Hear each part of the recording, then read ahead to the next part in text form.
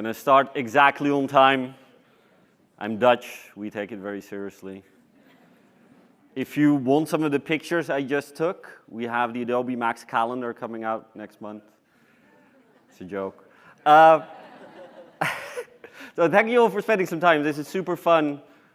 We call these types of sessions the Open Monastery, and it's really a deep dive into things that are top of mind for our company, MediaMonks. We're hoping there is a fair share of information, insight, inspiration to make this worth your collective whiles. Just generally today is going to be about digital storytelling and the next generation of digital storytelling. Part of that is really deep diving into today. Spoiler alert, I think there's a lot of under-leveraged opportunities, so I'll talk about that, and then I'll also go into some of the amazing new opportunities that we'll see coming up again and again. I'm going to start with a really quick introduction. I am Wesley ter Haar. I founded MediaMonks back in Amsterdam in 2001. I moved to LA about 4.5 years ago. So this sort of feels like home, but for locals, I think living and working in Venice, I've been downtown 5 times in 4 years. So it still feels like a different city. I also spend a fair amount of my time now in Mexico City. I'm on the board of S4, which is for Martin Sorrell's new company. My role is a mixture of operational excellence, creative excellence. If anybody is planning on taking pictures today, please take a picture of the picture, because it's clearly my finest work. What very few people know is when we founded MediaMonks back in 2001, I was the Flash guy, which is very exciting. I think we're not allowed to say anything about Flash anymore, especially not at an Adobe conference. I am going to mention it a few times though. Quick check, who here sort of grew up using Flash in our industry? I have 10 minutes of nostalgia for all of you. It's going to be amazing. So MediaMonks, we call ourselves a global creative and production house or partner, whatever you want to call it. I think that mixture of doing the creative but then also doing production is really key to a lot of what we'll be talking about today. We have about 1,400 people, 19 locations. It's really interesting because the way we're organized means all these teams are constantly working together across time zones. It means there's this amazing sort of diversity of culture and thought that tends to go into our work, which is really fun to see. And if I would have to define the trifecta of MediaMonks, it's our talent, our ability to recruit and retain amazing talent, which allows us to do amazing work, which then wins a bunch of shiny stuff. That shiny stuff is also a reflection of really understanding what cultural relevance is and then executing against it. And then this idea of being future-proof, right? Being on the front lines of emerging user behaviors, emerging technologies, which is definitely part of what we'll be discussing today. I'm going to show a quick piece of work just so everybody gets a sense of the type of stuff we do, and then we'll dive in. Here goes.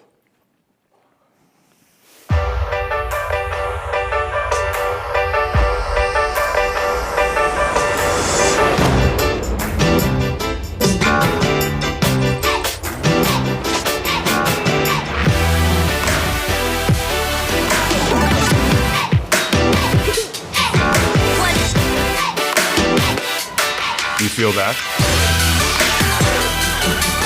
Power.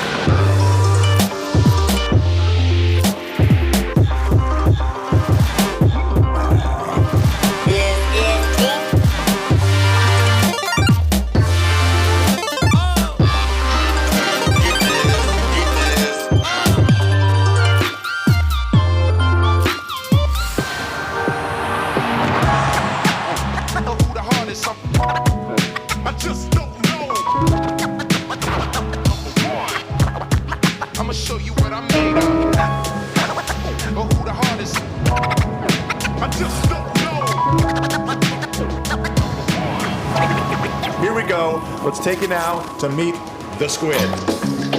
The squid.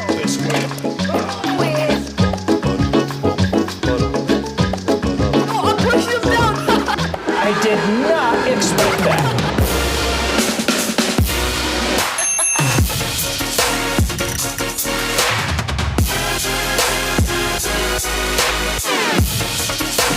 come to explore beyond our known horizons.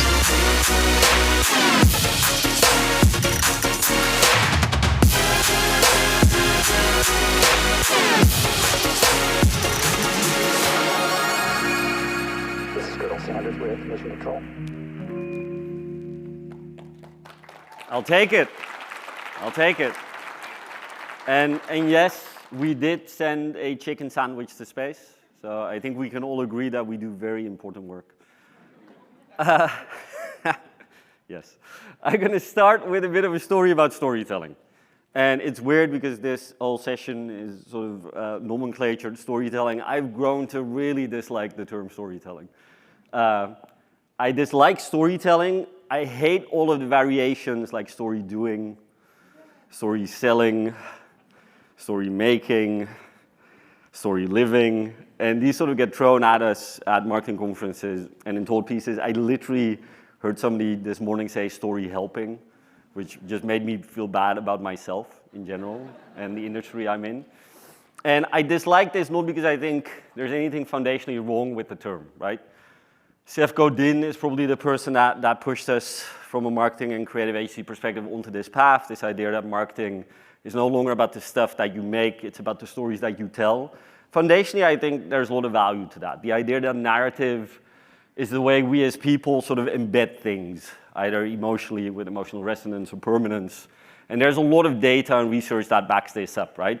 This idea that the emotional impact of an ad is much more important than the content of an ad makes a bunch of sense. I think we all sort of get that. This idea that we're evolutionarily wired to think in stories. We sort of use narrative, we understand it. There are structures to narrative that we can sort of engage with. And even if you look at the professionals, the so-called memory athletes, most of them to remember things actually use stories. So stories are an amazing tool. They're almost a technique or a hack to get people to sort of imprint a bit of knowledge. So this idea of storytelling being a way for us as an industry to make our point and do good marketing, lots of sense, lots of sort of deep, heavy lifting thinking we can do about that space. What does that mean for digital, which is more tactile and more physical? I love that. What I hate about storytelling is that our industry sort of went, cool, we're directors now, right? Because storytelling, we took the dominant entertainment industry, film, and as marketeers and creatives, we all went, cool, we get to do more movies, right? That's really amazing. And I'm going to play the cynic here for like 30 seconds. It's also super convenient because it means all of the sort of traditional agencies and traditional creative companies could really just keep doing what they do. They didn't really have to think about digital in its own medium. They could go, storytelling is just film, and we might have shorter film now, and maybe somebody even shoots it vertical, amazing, but it's still film. And it's, in some cases, even longer film because somebody made up the term branded content, which I also hate. So he's going to hate on a lot of stuff today. It's old man shaking fist at cloud. So I love it. You did the whole, it's amazing. So even in digital, right? Digital, which is all about interaction and flow and mechanics, lots of conversations are, who's shooting this? Who's acting in this digital piece? And do we get to go to Hawaii and eat great craft services? And do I finally, as a creative, get to be a film director and a script writer? And there's a huge chicken-egg conversation to have with a few beers, or because we're in LA, kombuchas, which is, if the creative and marketing side of our business sort of latched onto storytelling and really translated it to linear film, the media side of our business went, cool. Just do video ads. Give me more video ads because they're easy to sell, they're easy to publish, they're easy to create reach with. So this is my problem with storytelling is the metaphor is film. I think at a minimum, when I think about digital, the sort of defining metaphor for storytelling should be closer to theater, should be closer to a play, right? Depending on who plays, who acts in it, when it's being done, where it's being done, who's in the audience, it's slightly different. There's nuance to it based on variables. It's not just a linear story that somebody scripted and just gets played out. But the more I think about digital, and the more I think about how fragmented it is, and the more I think about all of us sort of using digital across a bunch of different channels, more and more it feels like improv. It feels like yes-anding across some type of user journey, right? So we're trying to create yes-and moments for a consumer that hits our .com, yes, and what's next? They see something on social, yes, and what's next? So more and more, my hypothesis is digital storytelling is more improv-based, just trying to get to the next yes, and.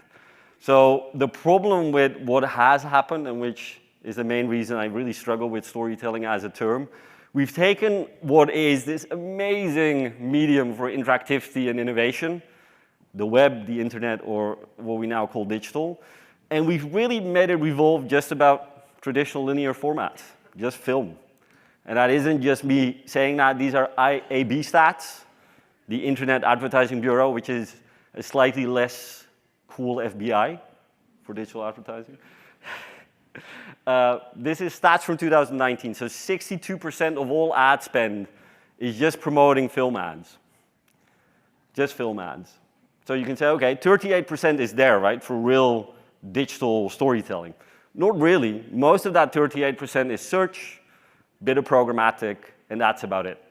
Which means we're left with this tiny sliver of ad spend connected to real interactive digital storytelling. And in our industry, ad spend that's the air you breathe. If there's no ad spend against it, there's no space for something to actually grow. So when I talk about today, I often say we're in the darkest timeline of digital storytelling because we've Frankenstein two things together. We've taken a very traditional way to think about storytelling, which is pieces of film, and then we've gone, it sort of sucks to look at a 30-second film or a 60-second film online, so let's make the film shorter, and even though we have all of this data that could be really fun and could drive personalization, we're just going to use it to target and retarget. And that's really what storytelling in digital space has sort of ended up at. So my take today is we're going to look at how we got there, and we're going to look at how we hopefully get out of this. This is the timeline. For me today, and to really set us up for success for the future, it's all about what I call ecosystem and experience. And we sort of need to wrangle back the term storytelling to actual digital spaces. And I think that's the main thing we need to do. But before we get there, I was talking about this yesterday. I think as an industry, we're sort of really bad in standing on the shoulders of giants, right? Taking all of this information and insight and learnings from back in the day and building on top of it. We're not quite the printing press, but there is about 25 to 30 years of actual insight into what digital storytelling is. And for me, you can sort of define it in three main ages. One is this initial explosion of creativity on the web, where it really becomes an interactive tool. This moment we get bandwidth, which is very exciting, and we start getting film and game mechanics, and then where we really sort of get what I think was the most unique version of digital storytelling when we started using APIs and started personalizing. So for everybody that put their hands up about Flash, this is for you. Enjoy. The 90s. So this is mid-90s. Narrative UI. The idea that storytelling is about the UI, the experience of the UI. I think we talk a lot about storytelling and emotion, and because we think about storytelling as film, we sort of default to very heightened emotions. Did an ad make you cry? Did an ad make you laugh? Did it make you happy and sad? I think emotion is also just the feeling of magic as you use a thing.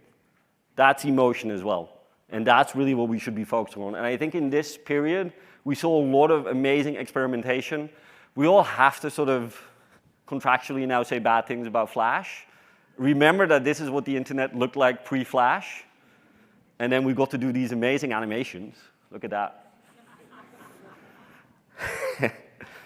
And then suddenly, it opened up creativity, right? We got all of these amazing creative talents, and a few of them are speaking here today.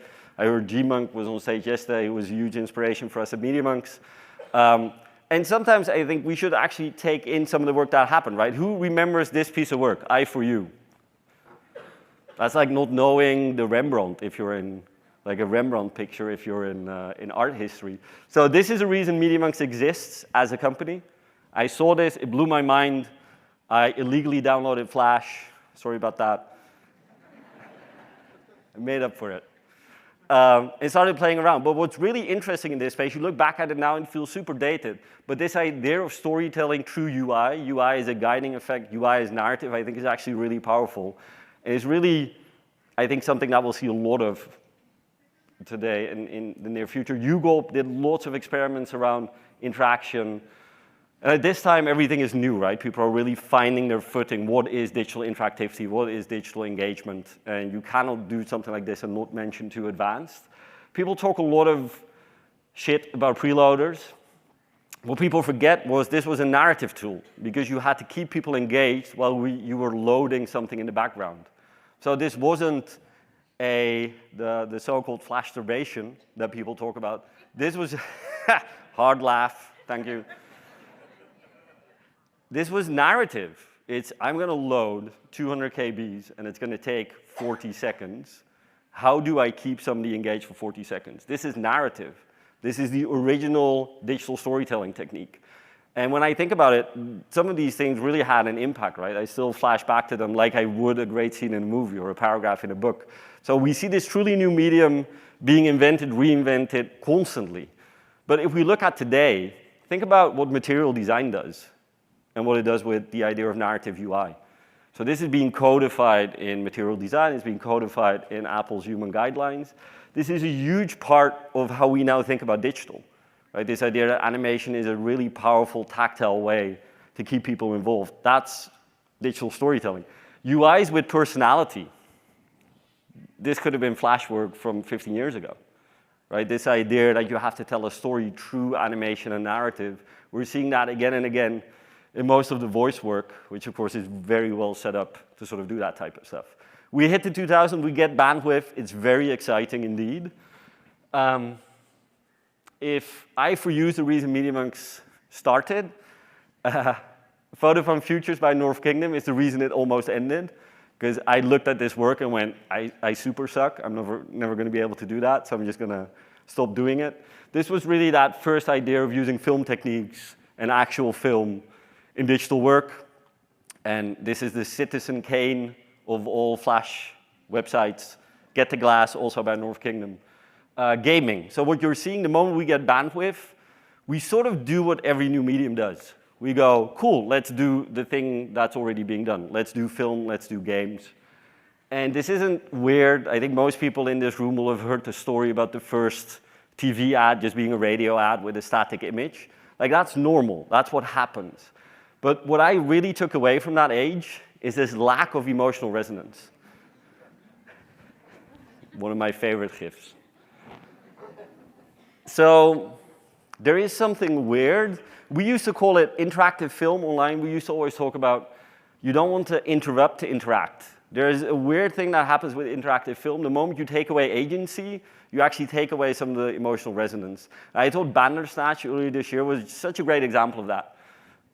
Black Mirror, really well done, beautiful sort of interactive production piece when you think about it, but it just didn't impact. Right? You take away something powerful in film when you sort of Frankenstein it with this idea of interaction with a bit of agency.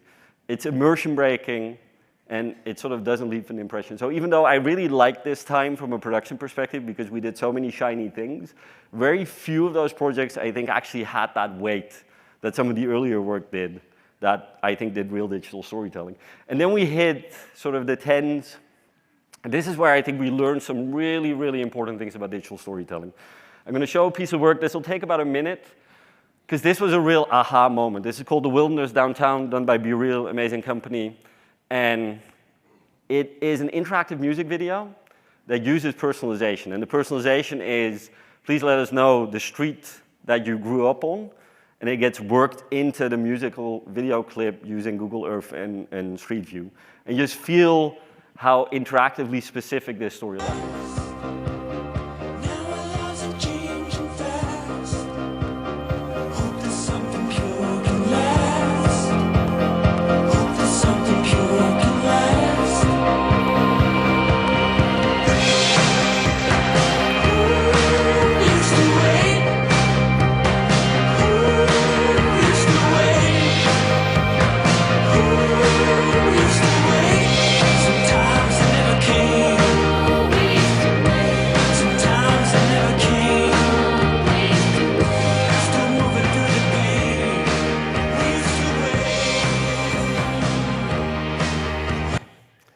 so much more interesting than a linear piece of film. It uses data, it uses the browser in really interesting ways, it uses APIs. I thought another really great example was done by Tool and Jason Zada at the time. Take this Lollipop, which was a horror movie based on your own Facebook data. Very prescient when we think about Facebook data nowadays, sort of weirdly ahead of its time. And also for us, I think we sort of cottoned on to what made digital story really interesting. There were 2 projects we did during that time that for me really sort of defined MediaMonks as a company. And it defined it because it was doing these really specific things, right? It was taking a channel, in this case YouTube, it was creating interactive components specific to the channel, it was using best practices of gaming and film, and then it was personalizing. And all of those things together just felt uniquely digital. Really, one of my favorite pieces of work, Nightwalk in Marseille, another piece of work we did during that time, which really sort of pushes into what is a documentary, a really digital documentary look like. Can't just be a linear piece of film. Has to be interactive, has to explore, has to have some type of vibe to it that's different than just looking at something in a linear fashion. So all of these things combined mean we have this really interesting moment in time. We have about 15 years, give or take, of real understanding what digital interactivity and interfaces actually are. There's lots of great work being done. We've gone through the phase of just mimicking film and gaming, but we're definitely using best practice, right? We're going, this is why film in digital is interesting, this is why gaming mechanics are interesting. And then we sort of add what makes things uniquely digital, which is APIs, data, and all of those things come together. And some of the work that's happening at that time is truly stunning. It's amazing. And it's sort of almost a shame that a lot of that is no longer online, it's difficult to find. I had to download these really lo-fi clips from YouTube. But this is a really exciting time. And then literally one more thing happens, which is the iPhone. And I'm sure there'll be historians that look back at that moment in time and have a much broader thesis of what that meant. But for our industry, it meant momentum stalled, right? Because we had to go back to smaller screens. We had to rethink what interaction actually meant. We lost a huge amount of sort of ingrained knowledge, processors, flash dies. I know. We can huddle outside just to hug it out. So all of these things are climaxing, one more thing happens, and it stalls. So how do we get from this amazing sort of momentum of digital storytelling to what I call the darkest timeline? Because during that moment, another thing happens, which is actually amazing news for our industry. It's really, really exciting, which is we become an actual mass medium. People start spending a bunch of money on ads online. So this line sort of starts really pulling up around 2009, 2010. It's exciting. It's sort of, if you founded a company back in 2001, I was 21 at the time, I was convinced TV wouldn't survive the decade. But this was the real inflection point where we went, oh, okay, this is a real thing. But what happens is this. We start treating mobile just as a smaller TV, which is, for most people on their phone here, I blame cat videos, but most people on their phone here, you watch lots of video now. Lots and lots. I have a hard yes here. You were examining your own life choices there for a moment. It was very impressive. The introspection was beautiful. So we start treating mobile as a smaller TV, and that's a really weird thing to do because we know mobile user behavior is about interactivity. We see that in new formats like TikTok and Snapchat before it. We see it in the growth of mobile gaming. It's the perfect device for interactivity. Is it the perfect device to watch video? Maybe. But it's definitely great for interactivity. But as ad spend starts consolidating, Google and Facebook, who have most of the ad spend, just start creating these very standardized linear film formats. So the moment we sort of become a mass medium, we also kill interactive advertising. No formats that you see sort of support bespoke, interactive thinking, mechanics, flows, all of that stuff. And again, this is weird because I always look at the user behavior. Storytelling sort of mapped itself to film. Gaming is by far the bigger industry, right? It's about interactivity, it's about engagement, it's about fun, it's about play. You see none of that user behavior reflected in how we think about online storytelling or online ads. And then the worst thing we do, which is, I think, sort of the biggest drop ball in our collective industry, we understand that stuff that's data-driven is really fun. From Elf Yourself onward, this idea of personal experiences using data and APIs in fun ways, we know it works. But what we do is we take all of that data and we turn it into this horrible dystopia where you're relentlessly retargeted with a pair of pants you looked at 3 weeks ago. Pro tip, sit next to a colleague, look at the weirdest product you can find. They'll be followed for about 3 weeks. So this is weird, again, because user behavior, we know people will pay more for personalized experiences. We know people take great enjoyment from it. We know it builds brand loyalty to a level that is difficult to sort of get from other engagements. But we don't do this anymore. We don't use data in that way, which means we now have an industry that's full of gaps, huge gaps. And when I talk about the biggest one, it's this siloed mess that we all now operate in, which is we have creative, which mostly does stuff that look and feel and function as film. Might be shorter film, might be vertical, linear film. And then we have this huge gap, and then we have a media industry that goes, just give me a bunch of standardized toolkits. More pictures? Love it. I'm going to point there. Nice. So this is the area we currently live in, right? Hugely siloed, huge gap. For me, storytelling is the thing that happens between these things. So what I want to spend some time on is really looking at what, for me, are these 5 steps of next generation digital storytelling.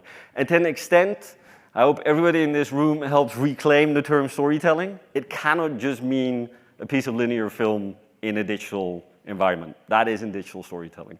Digital storytelling, for me, starts with the insight that it's a journey. It's not a one linear moment of advertising or messaging. And that's literally the case because that's how we all use digital channels. Just look at people going into some type of conversion funnel. More than 11 engagement with a piece of content to get to an actual conversion. And this isn't in one sitting. This is across multiple channels, multiple events. So it's literally a journey. And if you think about that, that's why I'm so focused on really the term ecosystem experience, which is this idea that you have to sort of improv around your ecosystem and try and get amazing experiences that are in some way connected in a single journey. So age of ecosystem experience, this is where I have my shameless Adobe plug. I am getting paid for this, by the way. That's not true, sadly.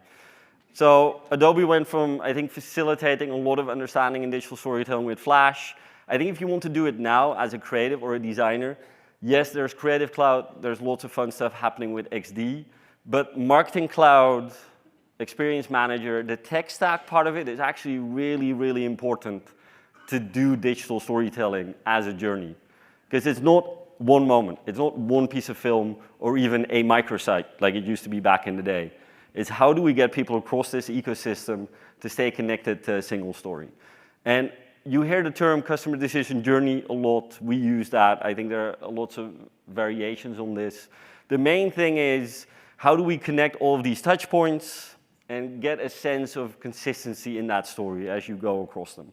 And I think it's really helpful to think about what a journey could look like. So this is a really quick example. We use variations on these. You have the initial encounter moment. Somebody encounters your brand or business or product or service. You're trying to get a yes and moment into exploration, a yes and moment into conversion. And the better brands can sort of own either the enjoyment of it or the service support of it if somebody isn't enjoying it. And I know this can be a bit vague, so I'm going to show a quick case that just shows how you fill that gap. So Aeromexico, big Latin American airline, one of our clients for our Mexico City office. We started working with them to do their app. And I travel quite a lot, so I've sort of Most of those apps aren't that good, so that's an exciting piece of work, right? You go, how do we make this really, really good? And part of the insight here is, especially for Aeromexico, lots of travel, families that travel between Mexico and the US and back. Often it's not about the place you're going, it's about the person you're visiting. So this insight sort of bubbled up, can we build people into the app as a destination? And thinking about it, we went, wait a minute, that's actually a really nice message. Normally, if you look at the siloed nature of the industry, that's where we would have kept it, right? We would have done a nice shiny piece of film that went, people are places, book at Aeromexico. But here we're filling the gap. So yes, there's a piece of film, yes, there's an app, but what happens in between? Quick video to showcase.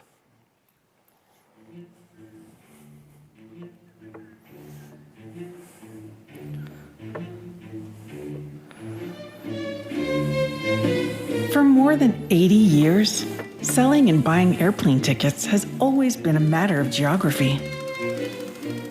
Flying from point A to point B, depending strictly on cities and countries.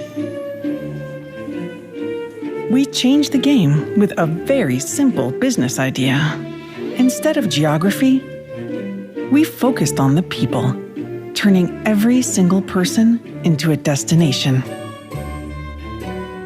We created a web platform connected with Google technologies and major social media tools, fully integrated with our e-commerce backend. Instead of choosing a geographic destination to fly to, users can now also directly choose the person they want to fly to, wherever this person is in the world, and do it with Aeromexico. By completing their purchase online, users receive an e-ticket that reflects this personalization. And that works like any boarding pass on any device, at any airport. They also have the option of promoting themselves as a destination through a personalized video generated from their social data.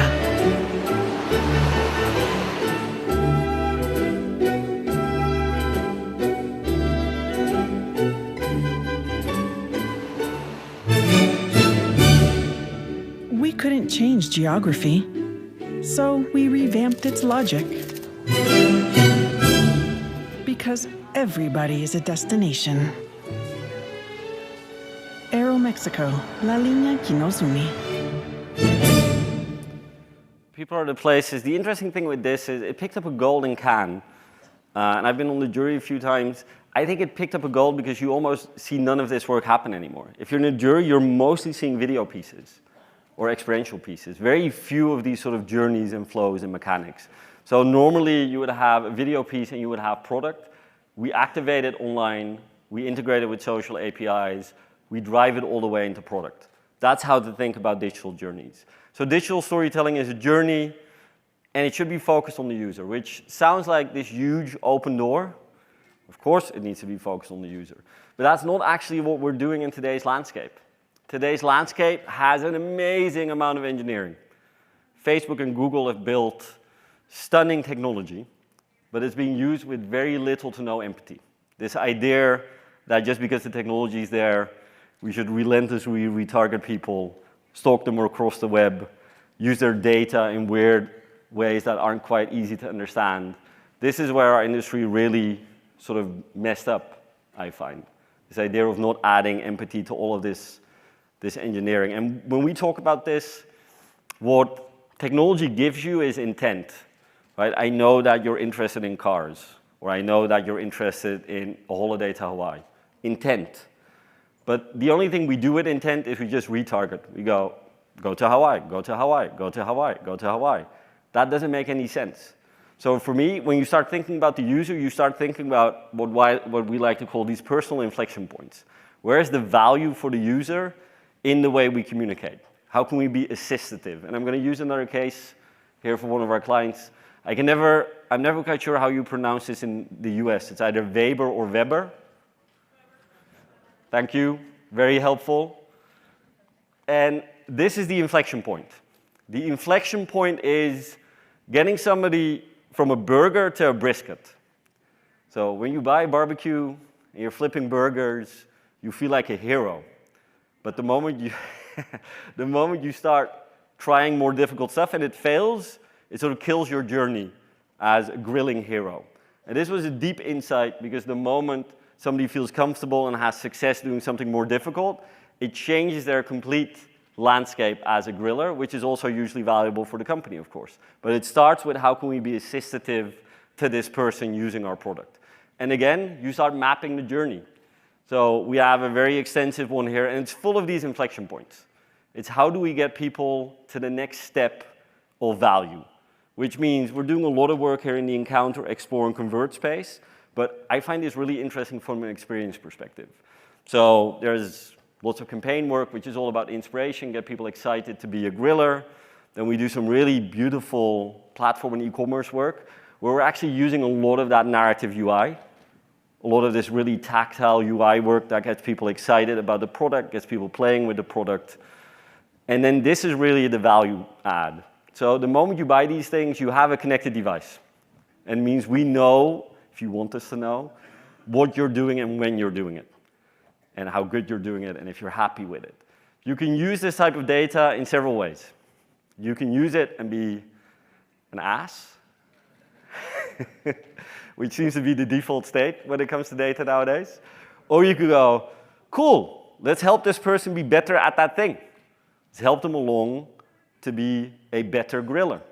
And that's constantly what we're doing here. We're just getting people to the next step, next step, next step, next step. And then we build in a bunch of innovation work, but I'll get to that in a minute. So the idea of a user journey in this way is to create this completely connected digital brand experience. Consistent brand, consistent product story on every single touch point.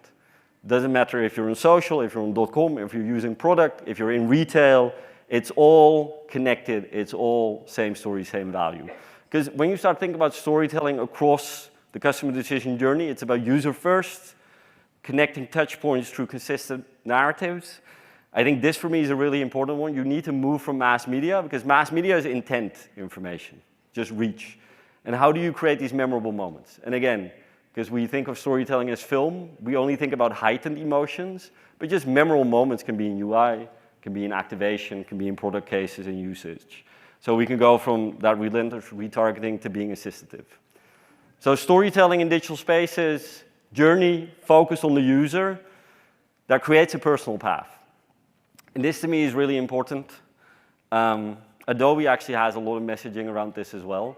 And this really, again, goes into that idea of emotion not just being the heightened ones, right? It's that idea that across that journey in all of these experiences, there are just these small moments that create a weight of experience within an ecosystem. And to me, the most important thing we need to take away is people want to feel heard, they don't want to feel overheard.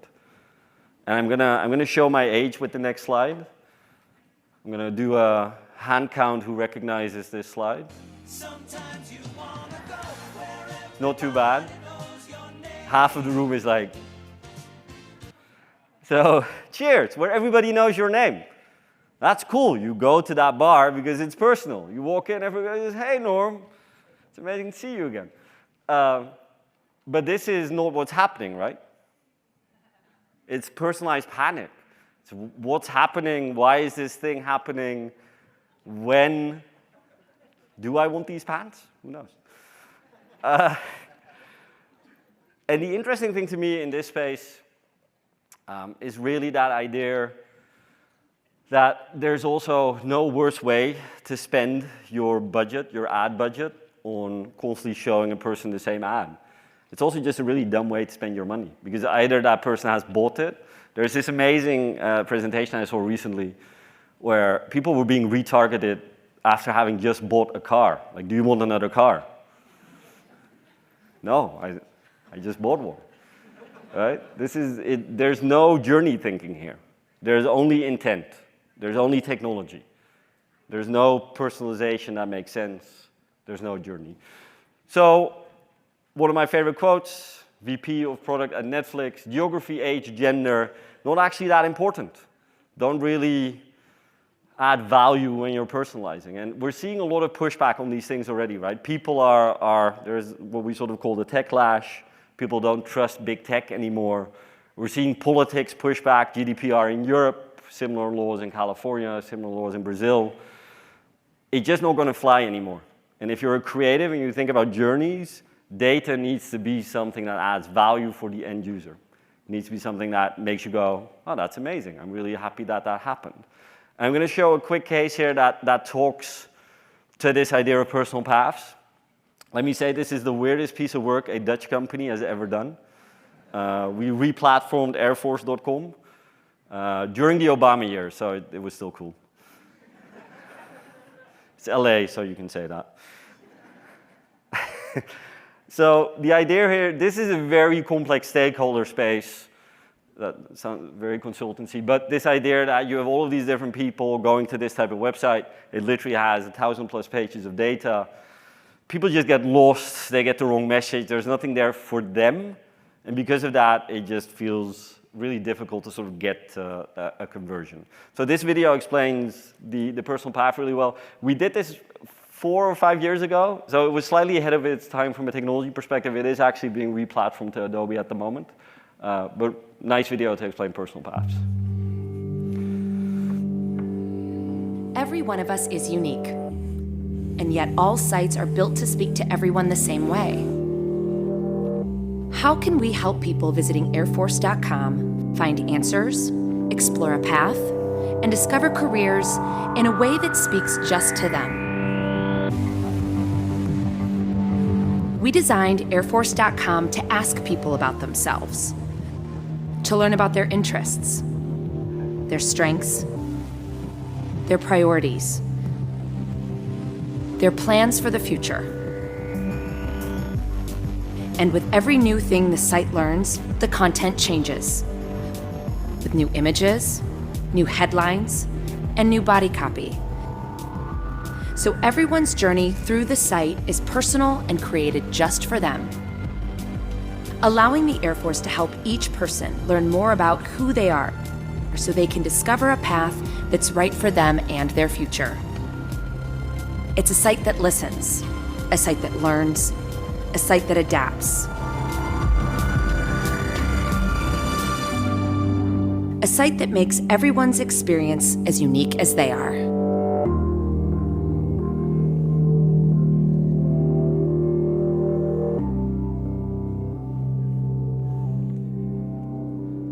So key stat is the uptick in conversion rates, but there's actually a second stat that isn't in this video. People were spending less time on the site, which traditionally is sort of seen as a bad stat. We want people to spend hours and hours on this thing. Oh, sorry. But people were able to find what they needed quicker to convert, right? So it's all about assistive. It's all about getting people to the next step. Yes, and, yes, and, yes, and, conversion. So personal paths, when we talk about it, we go, personal paths needs to be interactive, adaptive. This is the difference between film storytelling, right? Film storytelling is linear, it's scripted, it starts, it ends. Personal paths, open to your input and effort, it needs to be reflected. Ideally, it's transparent. You can actually feel it changing based on your input and you understand what's happening.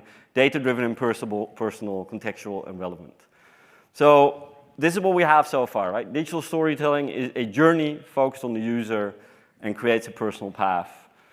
The fourth element is this idea of something being driven by design and creative distinction.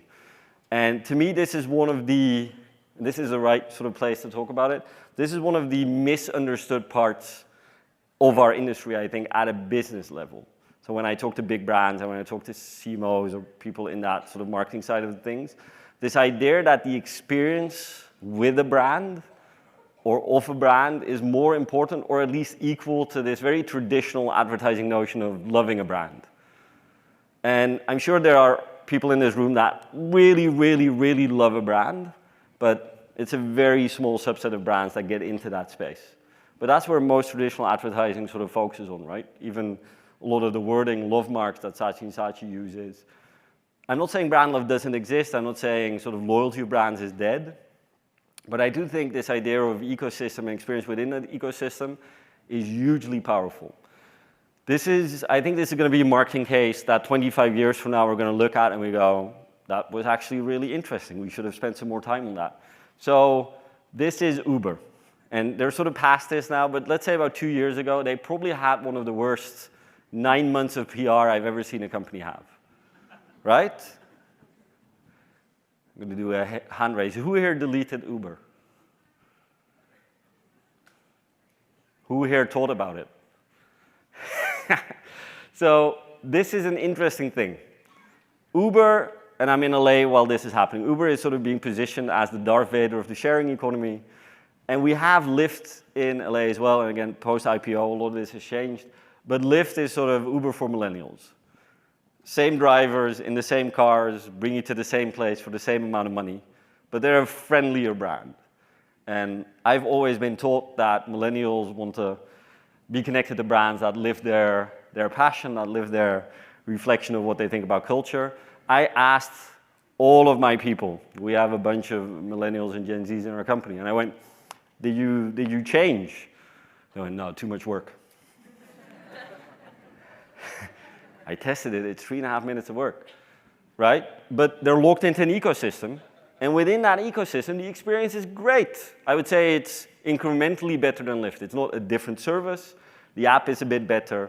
I think a lot of the UI and sort of this idea of the narrative UI have an impact on your experience is really powerful in Uber. They lock people into an experience and ecosystem. And I think a lot of people misunderstand the power of that and how it really overrides a lot of that traditional marketing thinking.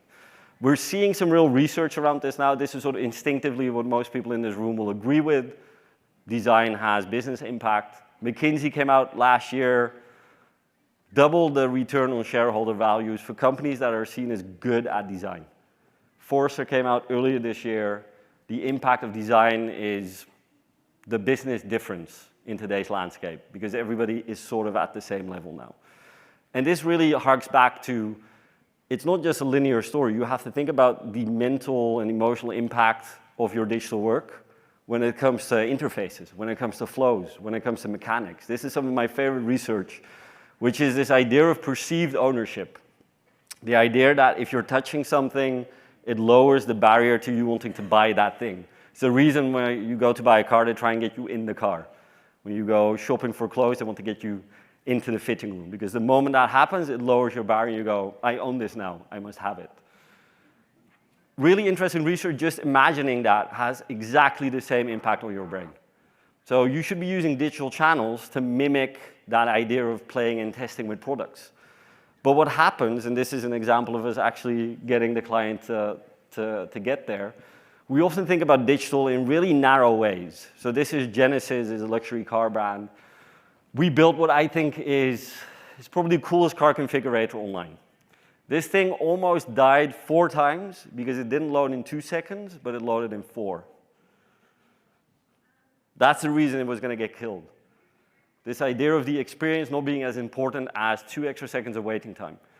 And if you think back to narrative UI and you think back to preloaders, that 4 seconds can feel like 2 seconds, can feel like 0 seconds, depending on how you build the story of your UI, right? This died again and again and again. We finally got the client to go, okay, show it, test it. Outperforms by 400% a traditional car configurator. More than that, there's a random thread on Reddit with people just going, why is this thing so good? I have no idea, right? Because it's magical, it's fun, and we've lost really the sense of what that type of impact is in a lot of online advertising and digital commerce work. So, digital storytelling, journey, user focus, personal path, design and distinction, which brings us to the last part, which is really this idea that it needs to be constantly powered by innovation. And there's a lot of talk about innovation as a constant now. When I look at MediaMonks, we always ask ourselves the question, are we relevant? And if we're relevant now, will we be relevant X amount of time from now? The X is the thing that's getting shorter and shorter, right? We used to be able to plan ahead 3 to 5 years. You're probably down to 9 to 12 months. And it's because you're sort of being hit with these waves of innovation constantly. And I'm going to hit 3 of these. And again, I think these have amazing potential for digital storytelling, but only if we reclaim the term storytelling and actually position it against what digital should be doing. So I'm going to talk about the realities, voice and assistance, and the era of intelligence. We have about 10, 15 minutes left. I'm going to make sure we get through this so there's time for a few questions if people want to ask them. Let's start with the realities. This is VR, AR, mixed reality. We use something we call the trend lens, which is really, are we going to put effort against a thing, right? So we look for a technology or a platform that has a certain level of maturity. It needs to answer real user behavior. And then there needs to be some type of scale through distribution. I'm not going to talk about VR. The only thing I'm going to say is it sort of doesn't pass muster when you look through this lens. Technology isn't quite there yet. New Oculus sort of gets us there. User behavior is a real issue. Distribution is a mess. But then you start looking at AR. You go, wait a minute. You have sort of 4 big players. We saw the news from Adobe yesterday as well. But you have 4 big players that are driving AR forwards and that have a very similar idea about what AR is. They have very similar roadmaps. That's exciting, because then you can sort of lock into a single view of what that technology and user behavior is. More important, this. User behavior. These initial Snapchat lenses, people just went mental for these things.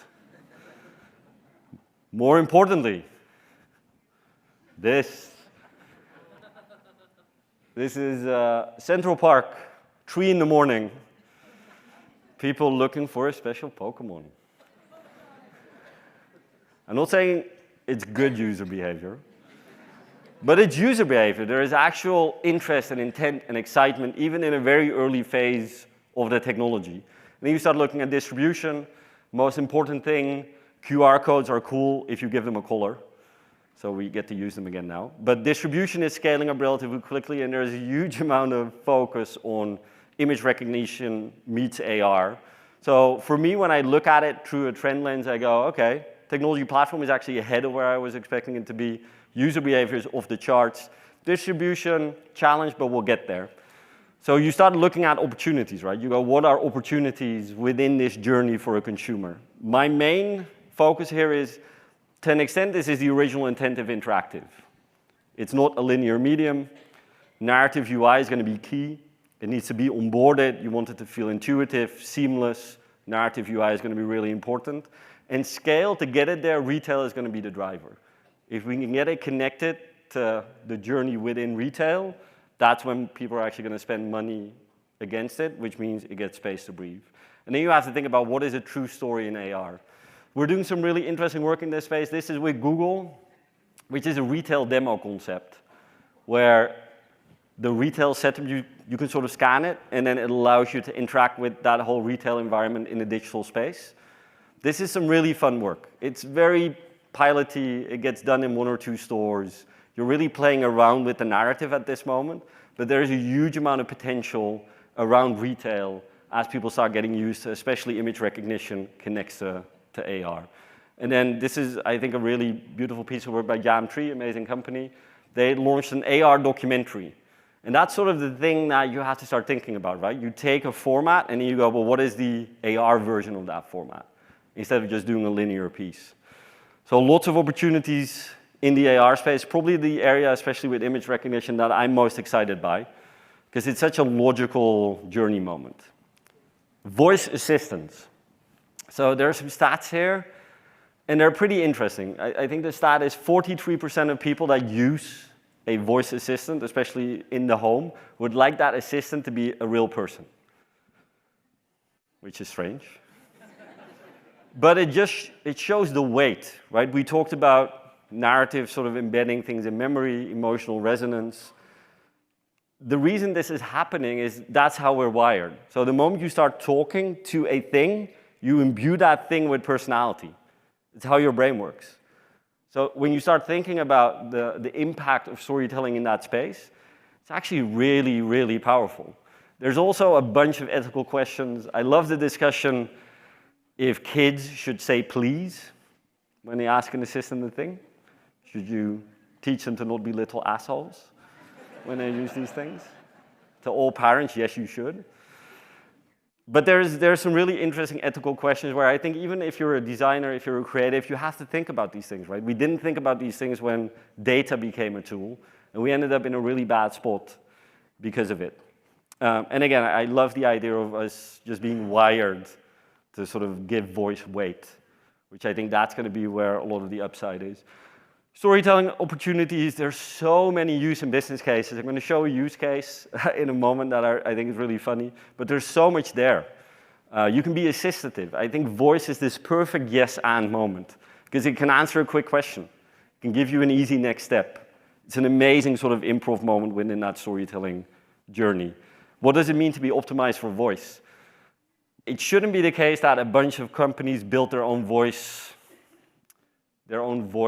bots or tools or assistants. What's going to happen future state, you're going to make a choice. You're going to choose Apple or Google or Facebook or Amazon or Alibaba, and they're going to be your voice assistant, and you're going to ask your assistant, I'm going to go to LA, I'm going to go to Max, I want a hotel, I want a restaurant, I want all of that stuff done. And then your assistant will communicate with a bunch of different computers and get that information back. Going to completely change how we think about advertising, because advertising is going to move to a live bidding layer between assistants and companies. Huge existential sort of ask for our industry to get used to. I think first still get rewarded here, so do interesting stuff. We prototype the Google Home as a marriage counselor. I'm going to small snippet. After talking to the both of you, it seems to me that you both have some feelings bottled up inside, and I recommend you consider seeking professional human assistance. But it's interesting to start thinking about these things, right? What is voice when it's sort of ambient computing, always on, everywhere? What does it become? And how does it fit that journey? I really like this example because it's a bit, when I talk about first, sometimes it's just being first with a bit of a hack. So the great thing is your phones aren't going to launch when I play this because Google discontinued this prompt. But this is Burger King sort of hacking people's Google Home. You're watching a 15-second Burger King ad, which is unfortunately not enough time to explain all the fresh ingredients in the Whopper sandwich. But I got an idea.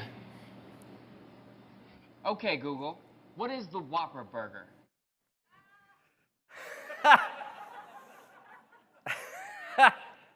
Can you sit in the middle? So, but this is an amazing fun idea, right? You across the US, Google Homes are going, the Whopper burger is, which I love that sort of insight, but it also opens up, like good or bad, it opens up a lot of ethical discussions about how to use this technology when it's ambient and always on. And then the era of intelligence, we'll get through this quickly. We're not here yet, right? It's not Skynet. Robots aren't quite taking over. But it's a weird space at the moment. Deepfakes, OpenAI, which is the Elon Musk-backed sort of AI R&D team, has a text generator. You can actually read the output. That can pretty much argue in real time online, and it's perfectly written. It can write a chapter of a book based on 2 sentences. And the output is scary good, so they're not even releasing the research because they're pretty sure it will be used in the wrong way. There was I think this was in Germany, a company got scammed out of 250,000 euros because they mimicked the CEO's voice. Our labs team just launched something yesterday where they can mimic a whole conversation based on 2 lines of input. So just you saying 2 sentences allows us to recreate your voice seamlessly for anything. Scary stuff. Things for us to think about. When I talk about this, the first thing we need to start understanding from a journey perspective is every brand now has unlimited eyes, unlimited ears. What does that mean in that journey? What does that mean when you're telling stories online? And then one of my favorite things, because it's a bit esoteric, this idea that you can train your own talent. And I'm going to explain this with the most LA use case of all time. This is a very handsome man that plays Superman. And he shot Superman, then had to shoot Mission Impossible, grew this amazing mustache, and then had to do Superman reshoots. Couldn't shave. So they had to take his mustache out in post-production, scene by scene, frame by frame. The rumor is that that cost about $20 million. So somebody saw that and built a neural network to do it on the fly automatically. So to the right, we see a shaved Henry Cavill through a neural network. And to the left, we see the $200 million movie post-produced version. So this idea of finding narrow use cases and building your own talent, I think is hugely interesting. Another insight is do not invest in post-production companies. Sorry about that. So storytelling opportunities. Can you train your own talent? Think about what that means, having your own sort of talent that you can put out there online. Transparent machine learning. Everybody on their phone here is influenced every single second that they use their phone by machine learning algorithms, and nobody understands what's happening. I think transparency there is such an interesting storytelling opportunity. The idea of mixing creativity and machines, and collective action and databases. I'm going to show an example of that. But first, when we talk about training your own sort of tools, what our team has been working on is this sort of machine learning meets creativity, and we're working on a tool that choreographs dances. So it just has huge amounts of dance input, and then based on some really simple input by a creative, you get a complete dance out of it. So this idea of creatives becoming curators of machine creativity, I think is really, really interesting. And of course, Adobe does a lot of work in that space with Sensei, which I think is pretty cool. And then a quick case, when I think about data, this idea of opening up data, making it a collective good instead of something that happens behind the scenes. This is one of my favorite cases that happened last year, or actually beginning of this year, from Volvo. Take about a minute.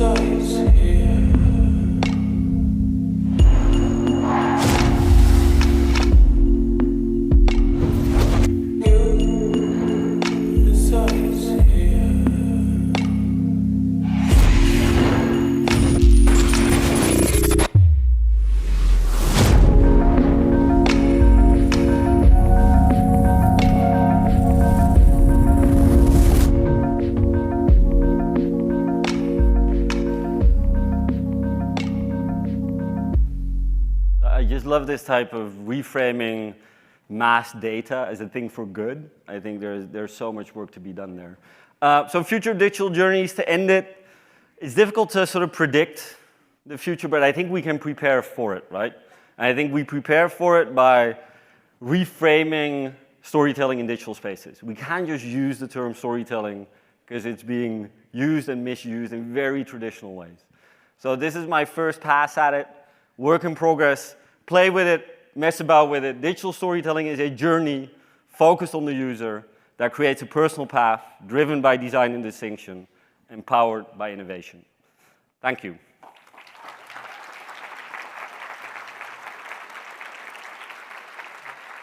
And I think we do have time for some questions. Adobe also asked me to pull up this slide. You can tell me if I suck or not, and then regardless of your answer, you can still win something amazing. Thank you, everyone. And if people want to ask questions, we can do that, or we can just hang out. And we have a question here. So for the US Army website that you created, so some of the times when things need to be personalized, it hits a roadblock about how many versions you have to create or something. Yeah. So I'm interested in knowing, or rather curious in knowing, how many versions of those you have to create, how many different journeys you have to create, and what is the starting point of it? It's a good question, and it's actually, I think, the part where programmatic has struggled is you have the power of programmatic, but the ROI is gone because you have to do so much more work. So what we did here was we called it satellites. On every page, we would build 3 blocks, and we would go, if a person is here, they could go to 4 other spots that could be a yes and moment. And it was really just getting people from one place to another place in the site. So the personalization was more the assistive nature of it. And then we had a few standard CTAs and images, but a lot of it was just the journey. Just if you're looking at this, but we saw you did these 3 things, we actually think you need to be there. So it was more of a recommendation engine, and then pretty standard CTA updates, image updates. But at the end of the website, there were like multiple job profiles that showed up in that. So you go backwards from there. Yeah, we mapped against, we looked at what are the 6, 7 main stakeholders that use the site. And then based on the value of those stakeholders, we would go, it's just 1 path or it's 10 or 15. And then based on data, what was quite interesting, I think a lot of segmentation is sort of marketing segmentation, right? You go, Peter likes soccer, drives a minivan, but that's marketing segmentation. So you start there, but then the actual data allowed us to pocket it's more Netflix, much more diverse profiles that you could decide to put content against, optimize against. It's fun now. Oh, question. Oh, no, I just got a question. You put up the Whopper thing. Yeah. And the World Series, I don't know if you knew this, but the World Series, Apple ran something where they were trying to act about baseball and stuff, and a friend was saying, "Hey Siri, blah, blah, blah, blah, blah," and his phone was upstairs. No, you're constantly being listened to now. It's a very comforting vibe.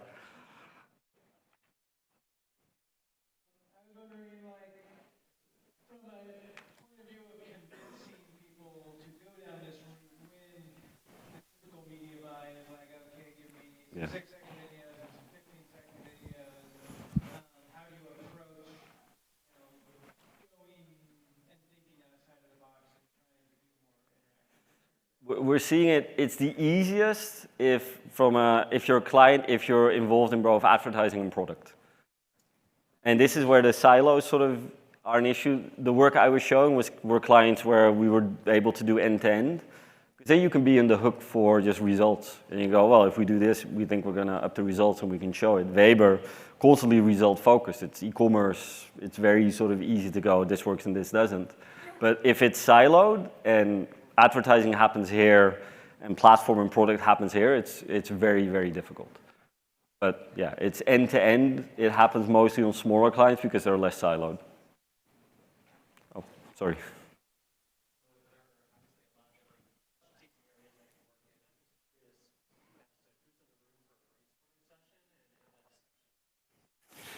Those two guys. Those two guys are on. It can be really broad. I think what we've found, we want to be, like what I think sometimes happens in our industry, we fragment, right? We go, there's somebody that thinks about strategy, and then somebody takes on UX, and then a designer looks at it, and then a developer looks at it. That tends to not be where great work comes from. So we try and get more of that compressed and upfront. Really just have a more diverse group of people spend some time together to think about it. For me, the most important thing is I always want people to tell me why something is going to be good. Like what makes this interesting, what makes it special. So there's also just definition. You have to define why something is going to be good instead of just going through the motions. That makes sense.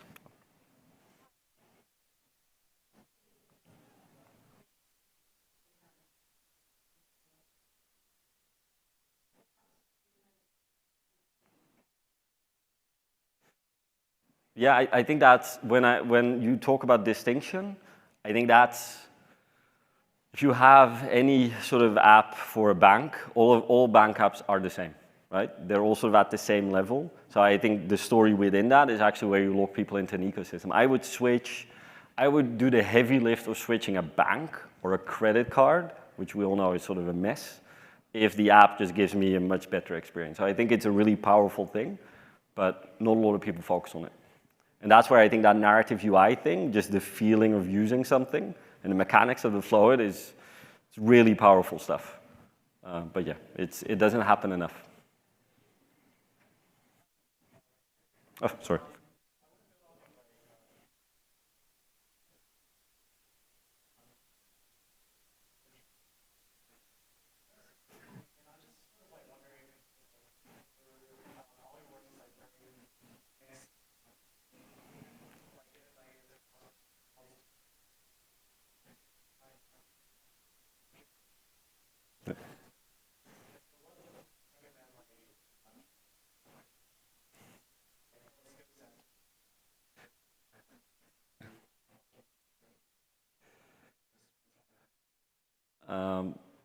Start using Flash. Jokingly though, what was interesting about that is, because it was early in the industry, people using Flash, mostly they design, animation, and development. So still to this day, you're seeing that reflected in some of the speakers here, some of the most interesting creative talent that we have now started in Flash because you sort of had to combine those three things. So I say jokingly, but I do think it was this amazing breeding ground for really great creative. I talked to a group of educators yesterday. We had the same conversation where if I look at our hiring practice, I think there are two versions, right? Sometimes I think we over-index and we just go, we're looking for somebody that's very good at a thing. But when I look at careers, those people start off really well, right? You go, oh, that person at 22 is an amazing designer, amazing animator, because that's their practice and that's their craft. But there's sort of where those careers stop, because the people that are broader at the beginning might actually have a bit more difficulty getting in the door, and I reflect on that myself, where I think sometimes we don't do that well enough. But when people come in and they sort of think about 4 things, they might not be executionally great in everything, but they tend to go further because they can just think more freely about things. And this industry changes really quickly, so just being good at a thing could be a 4-year career instead of a 40-year career.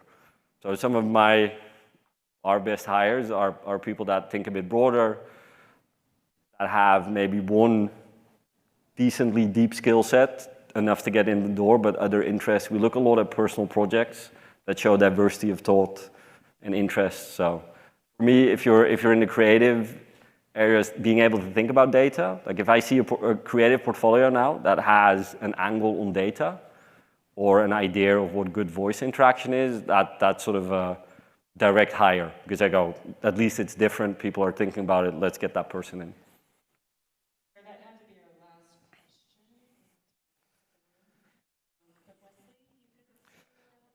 Yeah, I'm gonna hang out, and you can also just email me at Wesley at MediaMonks. I love email, it's my favorite thing. Thank you.